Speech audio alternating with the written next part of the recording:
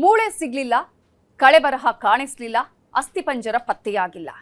ಗುಂಡಿಗಳನ್ನ ಅಗೆದಿದ್ದು, ಆ ಗುಂಡಿಗಳಿಂದ ಮಣ್ಣನ್ನ ಹೊರ ತೆಗೆದಿದ್ದು. ಇದೀಗ ಅದೇ ಧರ್ಮಸ್ಥಳದ ಕೆಂಪು ಮಣ್ಣಿನಿಂದ ನಿಗೂಢ ಸತ್ಯ ಹೊರಬರಬೇಕಾಗಿದೆ. ಆ ಸತ್ಯ ಏನು ಅನ್ನೋದನ್ನ ಪತ್ತೆ ಹಚ್ಚಬೇಕಾಗಿದೆ.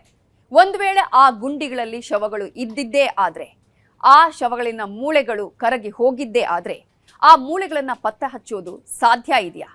ಪತ್ತೆ ಹಚ್ಚೋದು ಯಾವ ರೀತಿ ಆಗಿದೆ? ಹಾಗಾದ್ರೆ ಇದರ ಬಗ್ಗೆ ಎಕ್ಸ್ಪರ್ಟ್ಸ್ ಏನ್ ಹೇಳ್ತಾರೆ ಅನ್ನುವ ಕಂಪ್ಲೀಟ್ ಡೀಟೇಲ್ಸ್ ಇಲ್ಲಿದೆ.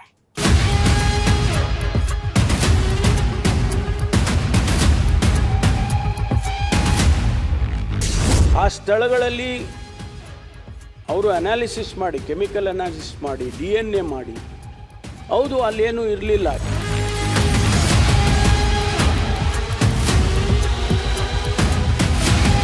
DNA ಹ್ಯೂಮನ್ ಇದು ಬರಲಿಲ್ಲ ಅಂತಾದರೆ ಅದು ಬೇರೆ ಕನ್ಕ್ಲೂಷನ್ನಿಗೆ ಬರುತ್ತೆ.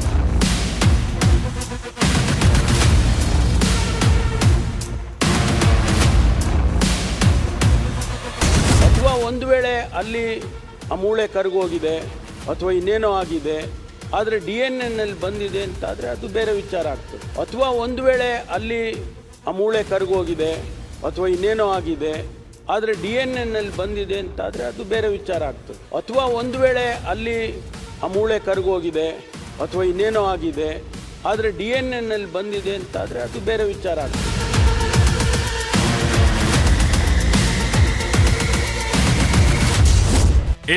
ಇದೇ ಮಾತು ಸದನದಲ್ಲಿ ಗೃಹ ಸಚಿವ ಡಾಕ್ಟರ್ ಜಿ ಪರಮೇಶ್ವರ್ ಅವರ ಇದೊಂದೇ ಮಾತು. ಹೊಸ ಲೆಕ್ಕಾಚಾರ ಶುರುವಾಗಿದೆ. ಹೊಸ ಪ್ರಶ್ನೆಗಳು ಎದ್ದಿವೆ. ಮೂಳೆಗಳು ಮಣ್ಣಿನಲ್ಲಿ ಕರಗಿದ್ರೆ ಅಲ್ಲಿ ಮೂಳೆಗಳು ಇದ್ವು ಅನ್ನೋದಾದ್ರೆ, DNA ಅಲ್ಲಿ ಗೊತ್ತಾದ್ರೆ ಬೇರೆ ವಿಷಯ ಅಂತ ಸೋಮವಾರ ಹೇಳಿದ್ರು. ಹೀಗಾಗಿ ಧರ್ಮಸ್ಥಳದ ನೇತ್ರಾವತಿ ತೀರ ಗುಡ್ಡದ ಬುಡ 13ನೇ ಸ್ಪಾಟ್ನ ಎಲ್ಲಾ ಕಡೆಯೂ ಮೂಳೆಗಳು ಕರಗಿವೆಯ. ಎಲ್ಲಾ ಕಡೆಯಲ್ಲೂ ಅಧಿಕಾರಿಗಳು ಮಣ್ಣನ್ನ ಸಂಗ್ರಹಿಸಿಕೊಂಡಿರೋದೇಕೆ? ಆ ಮಣ್ಣಿನ ಪರೀಕ್ಷೆ ಮಾಡಿದ್ರೆ ಸ್ಫೋಟಕ ವಿಷಯ ಹೊರಬರುತ್ತೆ. ಸಮಾಧಿಯ ಅಸಲಿಯತ್ತು ಗೊತ್ತಾಗತ್ತೆ ಅನ್ನೋ ಲೆಕ್ಕಾಚಾರ ಶುರುವಾಗಿದೆ.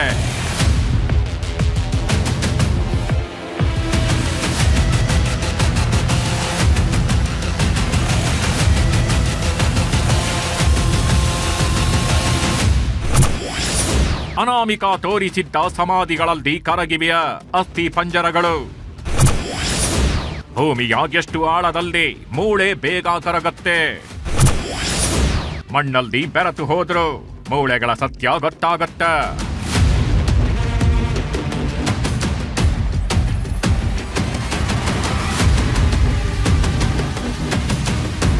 ಕಳೆದ 25 ದಿನಗಳಿಂದ SIT ಅಧಿಕಾರಿಗಳು ಧರ್ಮಸ್ಥಳದ ಬುರುಡೆ ಸತ್ಯವನ್ನ ಇಡೀ ಪ್ರಪಂಚದ ಮುಂದೆ ಇಡೋಕೆ ಪ್ರಯತ್ನ ಮಾಡ್ತಿದೆ. ಮಾಸ್ಕ್ ಮ್ಯಾನ್ ತೋರಿಸಿದ ಜಾಗ, ಅನಾಮಿಕ ಮಾರ್ಕ್ ಮಾಡಿದ್ದ 17 ಪಾಯಿಂಟ್ನಲ್ಲಿ ಶೋಧ ಮಾಡಿದ್ರು. ಸಮಾಧಿ ಅಗೆದು ಮೂಳೆಗಾಗಿ ತಡಕಾಡಿದ್ರು. ಮಳೆ ಅಂತಲೂ ನೋಡದೆ, ಪೊದೆಗಳು ಅಂತಲೂ ಆಲೋಚಿಸದೆ ಸಮಾಧಿ ಅಗೆದು ನೋಡಿದ್ರು. ಈ ವೇಳೆ 2 ಕಡೆ ಮಾತ್ರ ಅಸ್ಥಿ ಪಂಜರದ ಮೂಳೆಗಳು ಸಿಕ್ಕಿದ್ವು. ಆದರೆ ಉಳಿದ ಸಮಾಧಿಗಳಲ್ಲಿ ಯಾವುದೇ ಬುರುಡೆಗಳು ಕಾಣಿಸಿಲ್ಲ. ಯಾವುದೇ ಮೂಳೆಗಳು ಪತ್ತೆಯಾಗಿಲ್ಲ. ಗುಂಡಿ ತೋಡಿ ಅನಾಮಿಕ ತೋರಿಸಿದ ಅಷ್ಟು ಜಾಗವನ್ನ ಅಗೆದು ಶೋಧ ನಡೆಸಿದ್ರು. ಏನೇನೂ ಪತ್ತೆಯಾಗಿಲ್ಲ. ಯಾವಾಗ ಮೂಳೆಗಳು ಪತ್ತೆಯಾಗಿಲ್ಲ ಅನ್ನೋ ವಿಷಯ ಹೊರಬರುತ್ತೋ, ಯಾವಾಗ ಅಸ್ಥಿ ಪಂಜರಗಳು ಸಿಕ್ಕಿಲ್ಲ ಅನ್ನೋದು ತಿಳಿಯತ್ತೋ, 16 ಡೌಟ್ಸು ಹುಟ್ಕೊಂಡಿದ್ವು. ಸದನದಲ್ಲೂ ಭಾರೀ ಚರ್ಚೆ ಆಯ್ತು.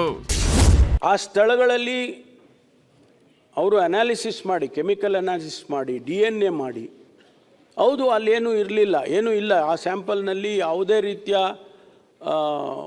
ಹ್ಯೂಮನ್ ಇದು DNA ಹ್ಯೂಮನ್ ಇದು ಬರಲಿಲ್ಲ ಅಂತಾದರೆ ಅದು ಬೇರೆ ಕನ್ಕ್ಲೂಷನ್ನಿಗೆ ಬರುತ್ತೆ. ಅಥವಾ ಒಂದು ವೇಳೆ ಅಲ್ಲಿ ಆ ಮೂಳೆ ಕರಗೋಗಿದೆ ಅಥವಾ ಇನ್ನೇನೋ ಆಗಿದೆ, ಆದರೆ DNA ಬಂದಿದೆ ಅಂತಾದರೆ ಅದು ಬೇರೆ ವಿಚಾರ ಆಗ್ತದೆ. ಧರ್ಮಸ್ಥಳ ಗ್ರಾಮದ ಹೆಸರು ಹಾಳಾಗುತ್ತಿದೆ. ಅನಾಮಿಕನ ಮಾತು ಕೇಳಿ ಸಮಾಧಿ ತೋಡಲಾಗಿದೆ. ಭೂಮಿಯನ್ನ ಬಗೆದು ಶೋಧ ನಡೆಸಲಾಗಿದೆ. ಆದರೆ ಅಲ್ಲಿ ಏನೂ ಸಿಕ್ಕಿಲ್ಲ.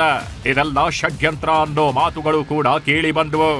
ಈ ನಡುವೆ ಸದನದಲ್ಲಿ ಮಾತನಾಡಿದ ಗೃಹ ಸಚಿವ ಪರಮೇಶ್ವರ್, ಮೂಳೆಗಳು ಕರಗಿದ್ರೆ ಅದು ಬೇರೆ ವಿಚಾರ ಅಂತ ಹೇಳಿದ್ರು. ಸದ್ಯ ಎಲ್ಲರಿಗೂ ಮೂಳೆಗಳು ಕರಗಿದ್ಯಾ ಅನ್ನೋ ಅನುಮಾನ ಶುರುವಾಗಿದೆ. ಎಸ್ಐಟಿ ಅಧಿಕಾರಿಗಳು ಕೂಡ ಮೂಳೆಗಳು ಕರಗಿರೋ ಸಾಧ್ಯತೆ ಇದೆ ಅಂತ ಅಂದಾಜಿಸಿದ್ದಾರೆ. ಇದೇ ಕಾರಣಕ್ಕೆ ಸಮಾಧಿಗಳಲ್ಲಿ ಸಂಗ್ರಹಿಸಿಕೊಂಡಿರೋ ಮಣ್ಣಲ್ಲಿ ಮೂಳೆಗಳ ಅಂಶ ಇದೆಯಾ ಅಂತ ಎಸ್ಐಟಿ ಅಧಿಕಾರಿಗಳು ತನಿಖೆ ಮಾಡ್ತಿದ್ದಾರೆ. ಎಫ್ಎಸ್ಎಲ್ ಕಚೇರಿಯಲ್ಲಿ ಸಮಾಧಿಗಳಲ್ಲಿ ಸಿಕ್ಕಿರೋ ಮಣ್ಣನ್ನ ಪರೀಕ್ಷೆ ಮಾಡಲಾಗ್ತಿದೆ.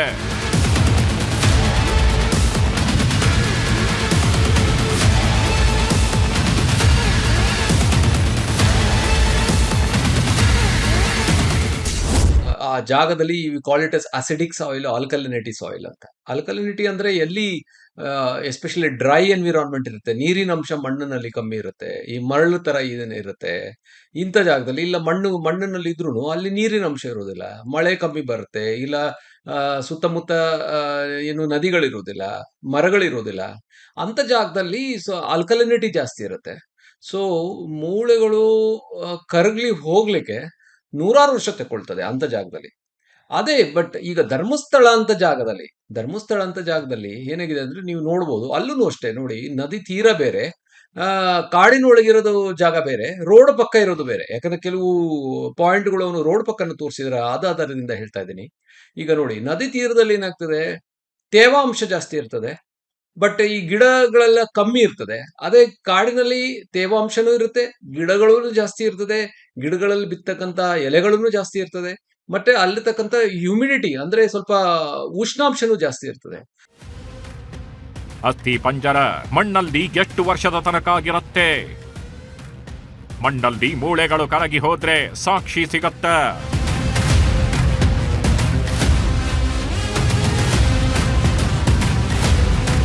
ಮಣ್ಣಿನ ಸ್ಯಾಂಪಲ್ಸ್ ಎಫ್ಎಸ್ಎಲ್ ಕೈ ಸೇರಿದೆ. ಆ ಎಲ್ಲ ಮಣ್ಣಿನ ಪರೀಕ್ಷೆ ನಡೆದು ಆ ಮಣ್ಣಿನಲ್ಲಿ ಮೂಳೆಗಳ ಅಂಶಗಳು ಇವೆಯಾ ಅಥವಾ ಇಲ್ವಾ?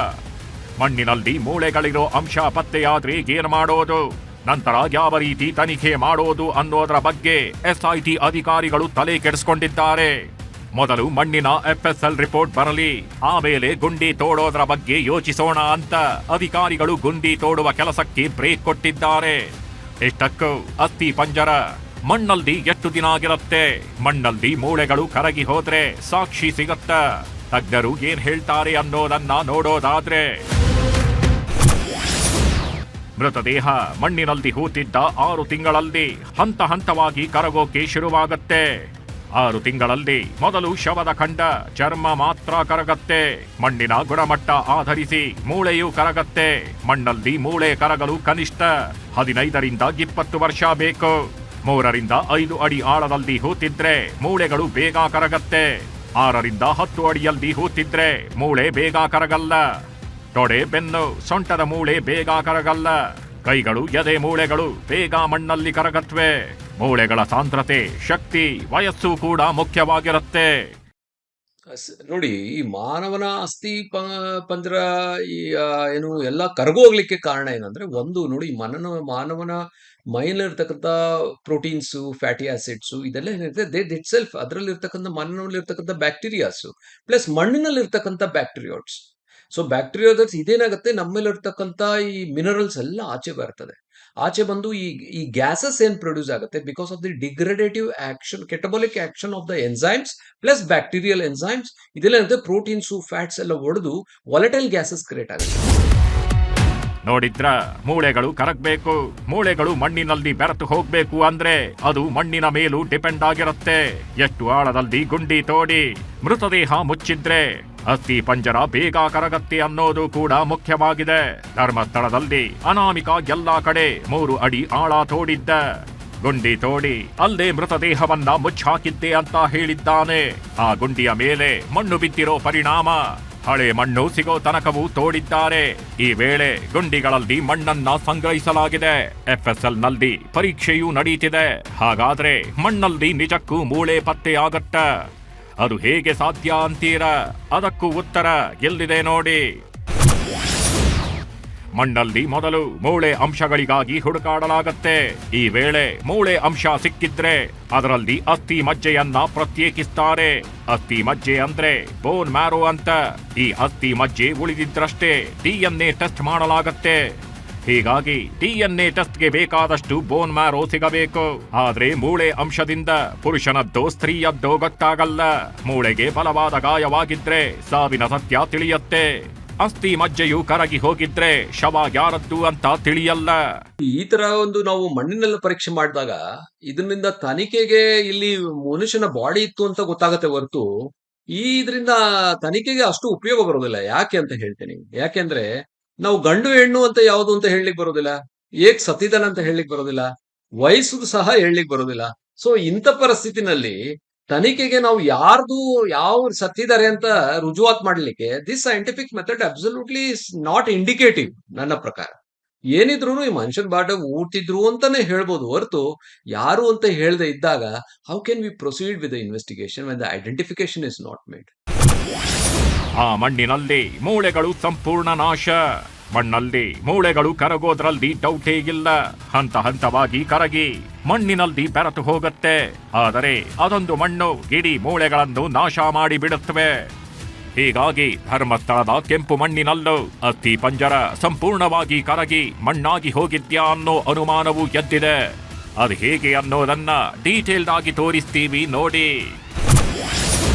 ಇಂಟ್ರೆಸ್ಟಿಂಗ್ ಅಂದ್ರೆ ಲ್ಯಾಟರೈಟ್ ಮಣ್ಣಿನಲ್ಲಿ ಆಮ್ಲೀಯ ಸ್ವಭಾವ ಹೆಚ್ಚಾಗಿರುತ್ತೆ. ಹೀಗಾಗಿ ಮಣ್ಣಲ್ಲಿ ಆಮ್ಲೀಯ ಸ್ವಭಾವ ಹೆಚ್ಚಾದ್ರೆ ಮೂಳೆಗಳ ನಾಶ ಸಾಧ್ಯತೆ ಇರುತ್ತೆ. ಕ್ಯಾಲ್ಸಿಯಂ ಫಾಸ್ಫೇಟ್ನಿಂದ ಮೂಳೆಗಳು ಕರಗುವ ಸಾಧ್ಯತೆ ಇದೆ. ಲ್ಯಾಟರೈಟ್ ಮಣ್ಣು ಹೆಚ್ಚು ತೇವಾಂಶ ಹಿಡಿದಿಟ್ಟುಕೊಂಡಿರುತ್ತೆ. ಲ್ಯಾಟರೈಟ್ ಮಣ್ಣಿನಲ್ಲಿ ಹೆಚ್ಚಿನ ಲೋಹದ ಅಂಶಗಳಿರುತ್ತೆ. ಇದು ಮೂಳೆಗಳಲ್ಲಿನ ಜೈವಿಕ ಸಂಯೋಜನೆ ನಾಶ ಮಾಡುತ್ತೆ. ಲ್ಯಾಟರೈಟ್ ಮಣ್ಣಿನಲ್ಲಿ ಸೂಕ್ಷ್ಮಾಣುಜೀವಿಗಳು ವೇಗವಾಗಿ ಕೆಲಸ ಮಾಡುತ್ತವೆ.